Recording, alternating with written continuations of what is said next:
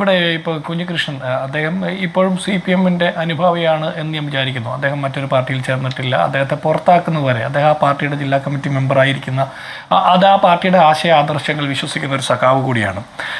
അദ്ദേഹത്തെ കുറിച്ചിട്ട് ഇപ്പോൾ അദ്ദേഹം പറയുന്ന ആരോപണങ്ങളെക്കുറിച്ചാണല്ലോ നമ്മൾ ചർച്ച ചെയ്യുന്നത്. ആരോപണങ്ങൾക്ക് മറുപടി പറയാതെ ഇപ്പോൾ LDF-ന് വേണ്ടി സംസാരിക്കാൻ വന്നിരിക്കുന്ന സഹയാത്രികൻ ജയരാജ് ചോദിക്കുന്നത് കേട്ടു, കുഞ്ഞികൃഷ്ണൻ എത്ര സമരം ചെയ്തു, എത്ര മാത്രം ജയിലിൽ പോയി, എത്ര ത്യാഗം ചെയ്തു എന്ന്. ഞാൻ ചോദിക്കട്ടെ, ഇങ്ങനെ ഒന്നും ചെയ്യാത്ത ഒരാളെ കുഞ്ഞികൃഷ്ണനെ എന്തിനാണ് ജില്ലാ കമ്മിറ്റി അംഗമായിട്ട് CPM തിരഞ്ഞെടുത്തതെന്ന് നിങ്ങൾ അവരോട് പോയി ചോദിക്കണം. ഇനി കുഞ്ഞികൃഷ്ണനെ വ്യക്തിപരമായി ആക്ഷേപിക്കുമ്പോൾ അയാൾ ഉയർത്തിയ ഒരു ചോദ്യം, ജനാധിപത്യപരമായിട്ട് ഒരു രാഷ്ട്രീയ പാർട്ടിയിൽ ഉയർത്തേണ്ട ഒരു ചോദ്യം അങ്ങനെ ചോദിച്ചു, അതിന് മറുപടി കിട്ടാതെ 8-9 വർഷക്കാലം മറുപടി കിട്ടാതെ വന്നപ്പോൾ പുറത്ത് പറഞ്ഞു. ആ പുറത്ത് പറയുന്ന ആളെ വ്യക്തിപരമായി ആക്ഷേപിക്കുന്ന ജയരാജ് എത്ര സമരത്തിൽ പങ്കെടുത്തു, എത്ര ത്യാഗം ചെയ്തു, എത്ര പ്രാവശ്യം ജയിലിൽ പോയി, കുഞ്ഞികൃഷ്ണനെ ആക്ഷേപിക്കാൻ താങ്കൾക്ക് എത്രത്തോളം സീനിയോറിറ്റി ഉണ്ട് എന്ന് താങ്കളൊന്ന് ആലോചിക്കേണ്ടത്. അപ്പോൾ ഇത് നമ്മൾ ഒരു ചോദ്യം ചോദിക്കുന്ന ആളെ ആക്ഷേപിക്കുന്നതല്ല, താങ്കളൊരു അധ്യാപകൻ കൂടിയാണെന്ന് ഞാൻ വിചാരിക്കുന്നു, ആക്ഷേപിക്കുന്നതല്ല ഒരു ഉത്തരം. ഇനി ബ്രാഞ്ച് തലത്തിലേക്ക് തരം താഴ്ത്തിയ കുഞ്ഞികൃഷ്ണനെ പിന്നീട് കുഞ്ഞികൃഷ്ണൻ പോയി കാല് പിടിച്ചു എന്നാണ് ജയരാജൻ്റെ വാദം. അങ്ങനെ കാല് പിടിച്ചപ്പോൾ ജില്ലാ കമ്മിറ്റി അംഗമാക്കിയെന്ന്.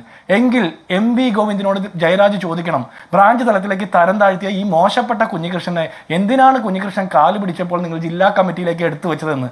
അപ്പോൾ ഈ കുഞ്ഞികൃഷ്ണൻ വല്ല സത്യവും വിളിച്ചു പറഞ്ഞാലോ എന്നുള്ള ഭയപ്പാട് കൊണ്ടാണോ ബ്രാഞ്ചിൽ നിന്ന് കുഞ്ഞികൃഷ്ണനെ നിങ്ങൾ ജില്ലാ കമ്മിറ്റി അംഗമായിട്ട് തിരഞ്ഞെടുത്തത് എന്ന് ചോദിക്കേണ്ടത് ജയരാജ് അത് MV ഗോവിന്ദനോട് പോയാണ് ചോദിക്കേണ്ടത്, ഞങ്ങളോടല്ല.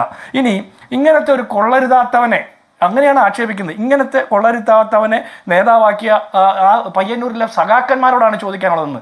ഇത്രയും കൊള്ളരുതാത്തവനെ എങ്ങനെയാണ് 10-50 വർഷക്കാലം പാർട്ടിയിൽ പ്രവർത്തിക്കാൻ സാഹചര്യമുണ്ടായത്? അപ്പോൾ കൊള്ളരുതാത്ത ആളുകളെയാണോ നിങ്ങൾ ട്രെയിൻ ചെയ്ത് കേഡർ സിസ്റ്റത്തിലൂടെ നേതാവാക്കി കൊണ്ടുവരുന്നത്? അപ്പോൾ CPM എന്ന് പറഞ്ഞ പാർട്ടിക്ക് എന്തോ കുഴപ്പമുണ്ട്. ജയരാജ് സത്യത്തിൽ ഈ കള്ളന്മാരെ ന്യായീകരിക്കാൻ വേണ്ടിയിട്ട് ആ പാർട്ടിയുടെ സംഘടനാപരമായിട്ടുള്ള ആശയപരമായിട്ടുള്ള അടിത്തറയെ തന്നെ ചോദ്യം ചെയ്യുന്ന നിലപാടാണ് എടുത്തത്. അത് തെറ്റാണ്. കാര്യം ഞങ്ങൾ രാഷ്ട്രീയമായിട്ട് സംഘടനാപരമായിട്ടൊക്കെ പ്രത്യയശാസ്ത്രപരമായി CPM-നെ വിമർശിക്കുമെങ്കിലും ആ പാർട്ടിയെ ഇങ്ങനെ നാണം കെടുത്തുന്ന ഒരു വാദം LDF-ന്റെ സഹയാത്രികനായിട്ടുള്ള താങ്കൾ ഉന്നയിക്കാൻ പാടില്ലായിരുന്നു. ഇനി ഞാൻ ചോദിക്കട്ടെ, രക്തസാക്ഷി ഫണ്ടിൽ നിന്ന് കട്ടെടുത്ത് പുട്ടടിച്ചവന്മാരെ കുറിച്ച് ചോദ്യം ചോദിക്കുന്നതാണ് മോശപ്പെട്ട പ്രവൃത്തി എന്നാണ്. പക്ഷെ ഞാനൊരു കാര്യം പറയാം ഹാഷ്മി, ഈ കുഞ്ഞികൃഷ്ണന്റെ ഗ്രാറ്റുവിറ്റി, ലീവ് സറണ്ടർ, അതുപോലെ അദ്ദേഹത്തിന്റെ മറ്റ് ആനുകൂല്യങ്ങളൊക്കെ അദ്ദേഹം എങ്ങനെയാണ് നേടിയത്, അദ്ദേഹത്തിന് എങ്ങനെയാണ് കിട്ടിയതെന്നൊക്കെ അന്വേഷിക്കാൻ വേണ്ടിയിട്ട് ഗവേഷണം നടത്തുന്ന ഈ കൈരളിയുടെയും ദേശാഭിമാനിയുടെയും CPM-ന്റെ നേതാക്കന്മാർ 9 വർഷമായിട്ട് ധനരാജിന്റെ രക്തസാക്ഷി ഫണ്ട് കട്ടെടുത്ത ആ വ്യാജ റെസീറ്റ് അച്ചടിച്ച ആ കള്ളക്കണക്ക് വെച്ച ഇപ്പോഴും കണക്ക് പുറത്തു പറയാൻ പറ്റാത്ത അത്ര മോശപ്പെട്ട കണക്കിൽ ഏർപ്പെട്ടിരിക്കുന്ന ആളുകളെ കുറിച്ച് ഒരു അന്വേഷണം നടത്താത്തത് എന്തുകൊണ്ടാണ്? ഇപ്പോഴും കുഞ്ഞികൃഷ്ണൻ ഉന്നയിച്ച ചോദ്യങ്ങളിൽ വസ്തുനിഷ്ഠമായിട്ട് ഉത്തരം പറയാൻ CPM-ന്റെ ഒരു നേതാവിനും പറ്റാത്തത് എന്തുകൊണ്ടാണ്? വ്യക്തിപരമായി കുഞ്ഞികൃഷ്ണനെ ആക്ഷേപിക്കുക, ആക്രമിക്കുകയോ ചെയ്യാം. ഇനി ഹാഷ്മി ചോദിച്ച ചോദ്യം, ആ ചോദ്യത്തിലേക്ക് വരാൻ ഒരു കാര്യമുണ്ട്. ഇത് അടിയന്തര പ്രമേയത്തിന് കൊണ്ടുവരാനുള്ള കാരണം, പണ്ട് വർഷങ്ങൾക്ക് മുമ്പ് സമാനമായ സാഹചര്യത്തിൽ പാർട്ടിക്കകത്ത് ഇത്തരത്തിലുള്ള പ്രവർത്തനങ്ങൾക്കെതിരായിട്ട് സംഘടനാപരമായി പ്രത്യയശാസ്ത്രപരമായി കലാപക്കൊടി ഉയർത്തി ചോദ്യങ്ങൾ ചോദിച്ച TP ചന്ദ്രശേഖരൻ പിന്നെ 51 വെട്ടുകൊണ്ട് മരിക്കുന്ന കാഴ്ചയാണ് നമ്മൾ കണ്ടത്.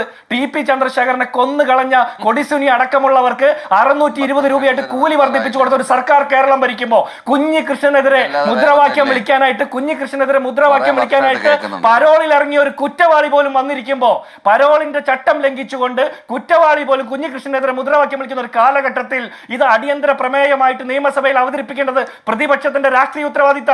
കുഞ്ഞികൃഷ്ണൻ സഖാവാണ്, കുഞ്ഞികൃഷ്ണൻ CPM-കാരനാണ്. പക്ഷെ കുഞ്ഞികൃഷ്ണന്റെ ജീവൻ നിലനിർത്തേണ്ടത് ഈ സംസ്ഥാനത്തെ പോലീസിന്റെ ഉത്തരവാദിത്തമാണ്.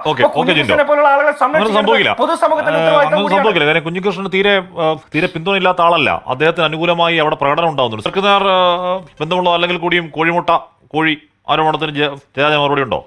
പിന്നെ എനിക്കതിന് മറുപടി പറയാതെ എങ്ങനെയാണ് പോകാൻ പറ്റുക ഹാഷ്മി?